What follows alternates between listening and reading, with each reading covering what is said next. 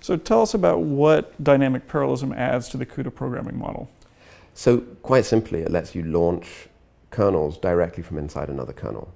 And that sounds relatively simple. If you like, the analogy on the CPU side is when I could create threads inside a process. Instead of having to go back to the operating system to initiate a new process, I could suddenly spawn a pthread and do something asynchronously within the single process that I have, manage that all from within my own process.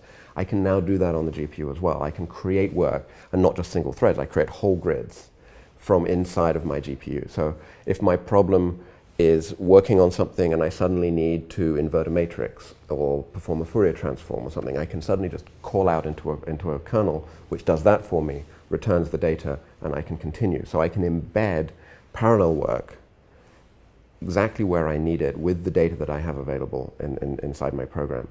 Sort of corollary to that is this idea of being able to take data that dynamically you are working on, a value that you have a sort of mathematically, algorithmically generated, and use that value to make decisions on work you're going to do. So if my value is 1, do this. If it's 2, do that. Or maybe I am partitioning a problem. I'm building a tree, spatially partitioning something. If I have a certain number of things in one place, a larger number in another place, I can dynamically launch the correct number of threads to do that. And the ability to do this on the fly, dynamically, is really the power of this dynamic parallelism.